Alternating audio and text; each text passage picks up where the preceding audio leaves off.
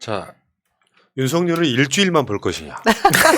윤석열을 4개월 동안 더 볼 것이냐. 난 그 기로에 놓여 있어서 오늘부터는 윤석열 낙마를 위해서 최선의 노력을 한번 다해보려고. 사람마다 생각이 다르긴 하지만 저는 그 과정에서 윤석열을 먼저 주저앉히는 것이 저한테는 개인적으로 유리하다고 보는 사람이에요. 자, 윤석열이 그 대선 8차 토론회에서 그런 이야기 했죠. 그러니까 본인이 예를 들면 이게 어떤 시점이냐면은 손준성의 구속영장이 기각되고 나서 벌어진 토론인데 자꾸 이제 자기 그 토론 당사자들한테 자기가 동의를 구하는 이런 상황이에요. 재연을 한번 해봅시다. 그럴까요? 제가 윤석열 하겠습니다. 원희룡은 전주의 아들이 하시고요. 알겠습니다. 그리고 홍준표는 유창희 평론가가 네, 해주십시오. 그 토론이 이런 거야. 체포영장 기각된 사람에 대해 공수처가 구속영장을 청구하는 건 저도 27년 법조 생활 중에 처음 보는 건데 전체적 과정에 대해 어떻게 보십니까?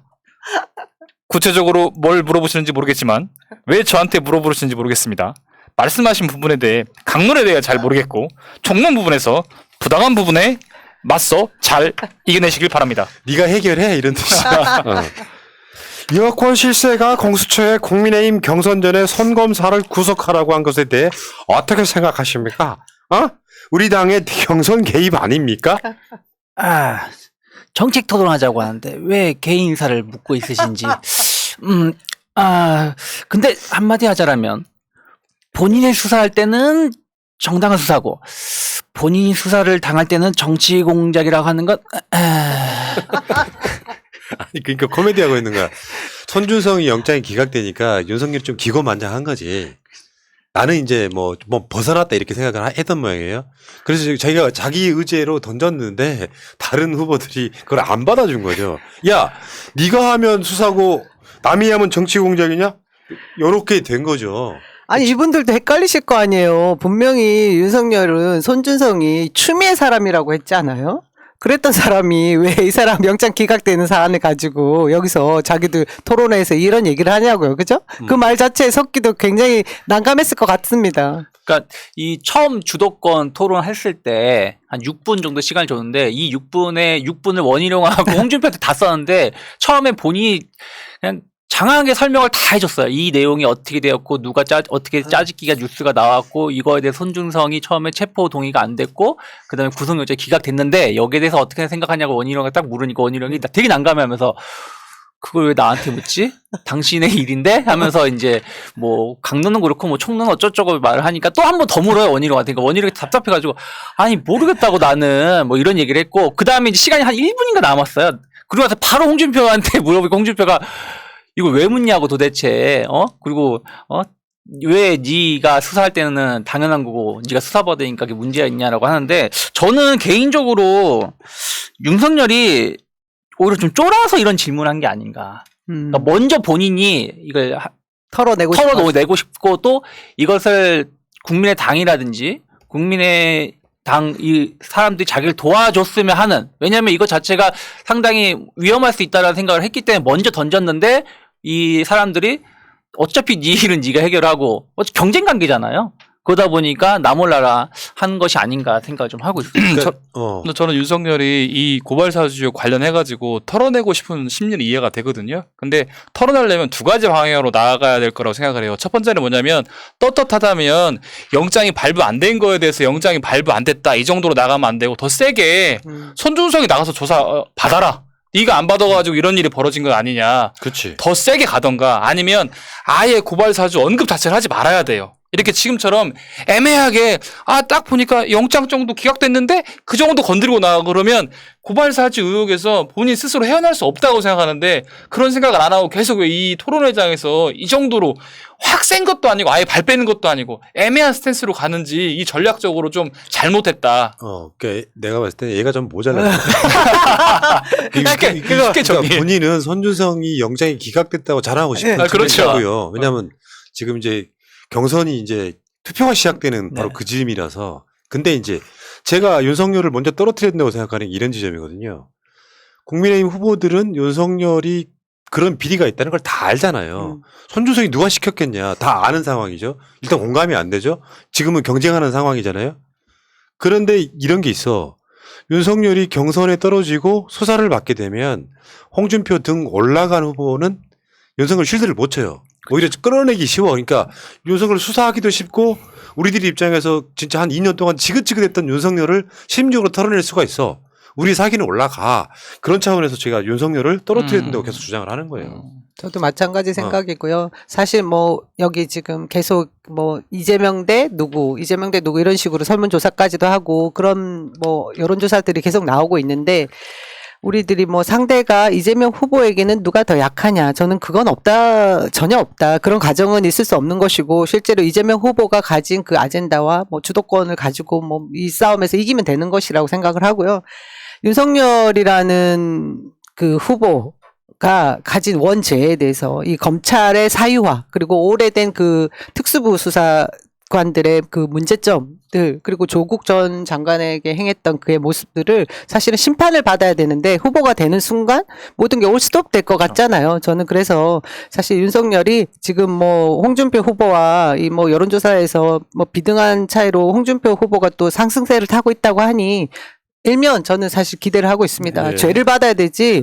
그리고 지금 여기 토론에서도 얘기한 것이 도둑이 재발절인 거라고 저는 봐져요. 그 혀가 긴 사람이 그러니까 설명을 많이 하는 놈이 나쁜 놈이다. 거기서 윤석열이 그런 얘기 했잖아요. 공수처가 이 고발 사주 관련해서 성명 불상 이런 표현을 썼고 이런 식으로 해가지고 누굴 지정하지 못하면서 뭐 그 손중성을 구속하거나 이런 거 하려고 하는 것은 직권남용이 될 수 있다고 말을 했는데 똑같은 행동을 더 심한 행동을 본인이 한 거 아니에요? 처음에 정경심 교수님 표창장 관련해서 성명 불상자라고 표현했잖아요. 네. 아예 뭐 그거 같은 경우는 서면 조사 한 번 받지 않고 바로 기소를 해버렸고 그리고 뭐 그런 부분들 본인이 직권남용했다는 것을 인정하는 게 아닌가. 이게 진짜 내로남불이죠. 네. 홍준표 말처럼 본인이 하면 수사하고 남이 하면 공작이냐 이런 건데 문제는 이제 이 고발사주 관련해 가지고 고발장을 전달한 날 손준성 부하가 제보자 X에 관련한 판결문을 검색한 것까지 나왔다. 이게 뭐냐면은 손준성한테 보낸 그 전에 아무도 모르는 그렇죠. 본인만 알 수 있는 이것을 검색한 것까지 나왔다. 결국엔 손준성이 지시를 했다는 거거든요. 그 손준성은 누구 지시 받았냐? 한동훈 윤석열로 거슬러 올라갈 수 있는 거예요. 진짜 뻔뻔한 자아가 지금 대선에 나와 있는 거죠.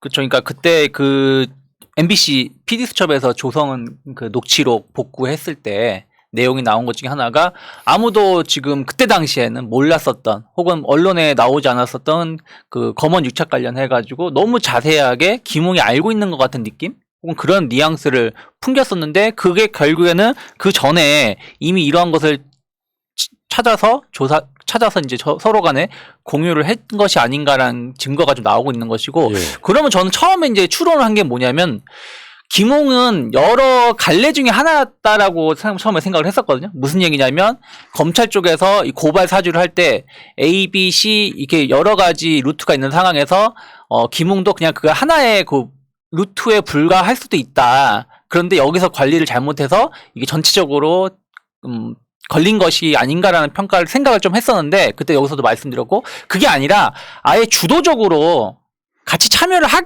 것일 수도 있다라는 뭐 얘기가 좀 얘기를 좀 할 수도 있지 않나 생각을 좀 하고 있습니다. 무슨 얘기냐면 그때 우리가 김웅 같은 경우가 그 검사직을 그만뒀을 때 윤석열을 또 만났었고 또 손준성하고는 거의 뭐 막연한 사이이기도 하고요. 그러면 윤석열을 만났을 때 거의 대부분 뭐 서울지검도 아니고 그때 인천 아닌가요? 제가 알기로는.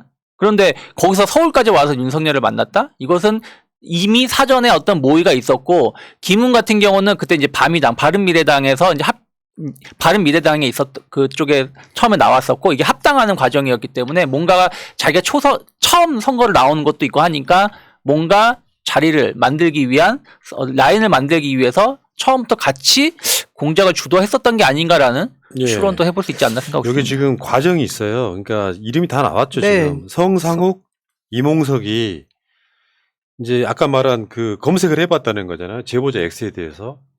그러면서 여기 이제 법적으로는 성상욱, 임홍석이 공무상 비밀 누설 혐의. 자기들만 검색해서 이제 그게 고발장에 담기는 상황이잖아요. 그리고 요것이 손준성한테 가고 이게 김웅한테 가는 건데 지금 손준성이 뒤집어 써야 되는 상황이에요. 여러분들 그 공수처에 손준성 구속영장이 기각된 게 죄가 없다가 아니에요. 첫 번째 방어권 줘라.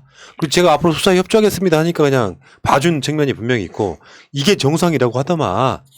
그러니까 기본적으로 정경심 교수 등에 대해서 막 구속영장 치고 그걸 받아준 것 자체가 비정상이다 이렇게 이야기하시는 분들이 있는데 여러분들 화면에 보시면요 나는 그 보도들이 되게 열받는 건 이런 거야. 전 대검 수사정보 2담당관, 전 대검 수사정보 정책관. 요거 표현 잘못됐어요. 보도하시는 분들 왜 그 사퇴만 하면 전 국민의힘 의원 뭐 이렇게 표현하잖아요.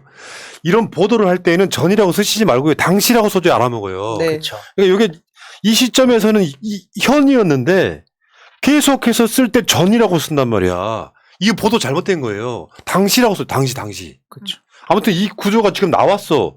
그럼 손준성이 다 뒤집어 써야 되는 상황이에요.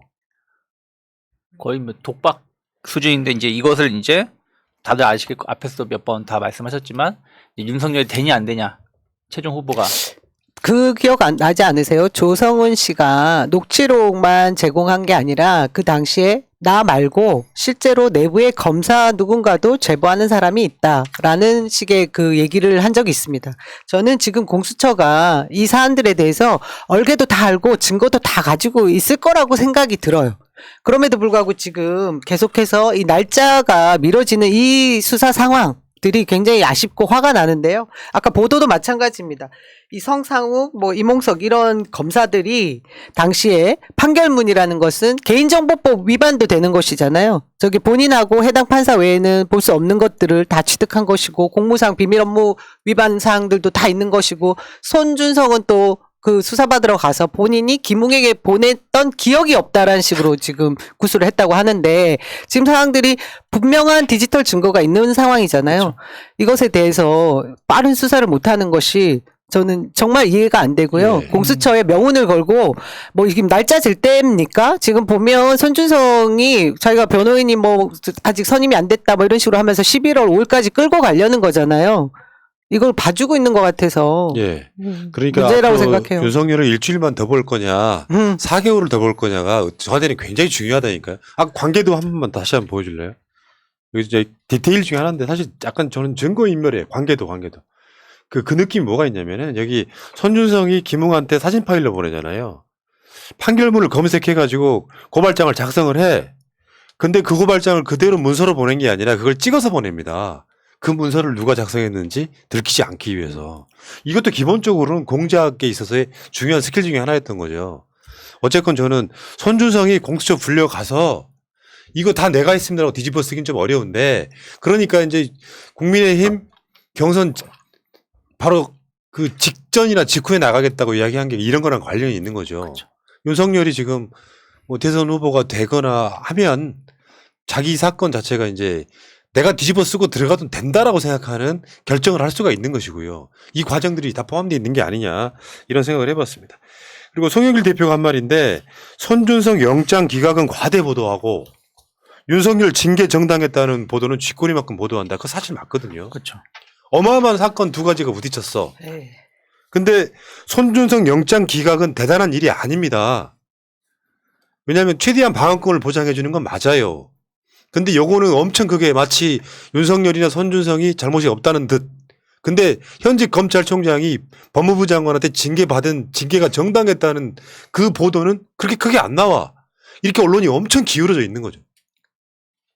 이제 송영길 당대표께서 시원한 말씀 해주셨는데 공수처에서 청구한 손준성 검사 영장이 기각된 것은 사실 혐의가 없어서 기각을 했다 이런 내용은 들어있지 않고 도주의 우려나 도주 우려나 증거인멸의 우려가 없으니까 기각을 한 것인데 그럼 실질적으로 혐의에 대해서는 판단 안 한 부분이고 그래서 이런 부분들을 좀 제대로 보도해 줘야 되는데 이런 것은 거의 포커스를 맞추지 않고 영장을 기각했다는 거에 포커스를 맞춰서 대대적으로 보도를 하고 그리고 방금 전에 말씀하신 그 윤석열 징계 관련해서는 사실 법원에서는 징계가 더 셀 수도 있었다라는 얘기까지 하면서도 했는데 그 집행정지가 인용된 것만 뭐 세게 보도하면서 그 1심 판결의 어떤 그런 내용에 대해서는 보도하지 않는 언론의 태도에 대해서 송 대표가 참다가 이렇게 지적을 한 것 같습니다. 예. 아니 뭐 이런 게 처음이 아니잖아요. 예를 들어서 윤석열 아버지 집 팔린 거, 뭐 징계 정당, 뭐 고발 사주,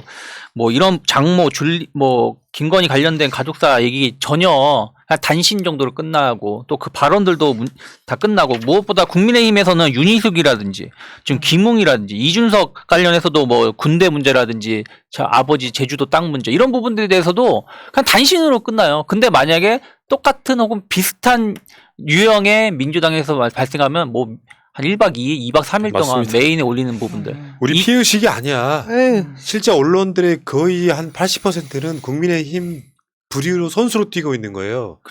그런데 그 기사가 포털에 도배를 하니까 보는 사람들은 분노심도 생기지만 우리 선거 지나보다 지금 포털이랑 언론들이 한 몸 돼가지고 국민의힘과 한 팀으로 지금 정권 교체하자고 으쌰으쌰 하고 있는 겁니다. 근데 이게 지금 최근 문제가 아니라 벌써 한 3, 4년 동안 계속 이러고 있으니까. 그렇기 때문에 여러분들이 새날뿐만 아니라 많은 채널들의 구독이나 좋아요 같은 사소한 것들을 같이 해주시면서 혹시나 우리 같은 방송에 짤이 나오면 막 링크도 보내주시면서 이렇게 이겨내셔야 된다. 우리는 지금 우리가 이재명이라는 힘으로 좀 싸워야 되시고요. 자, 윤석열 이야기는 이따 2부에 다시 할게요.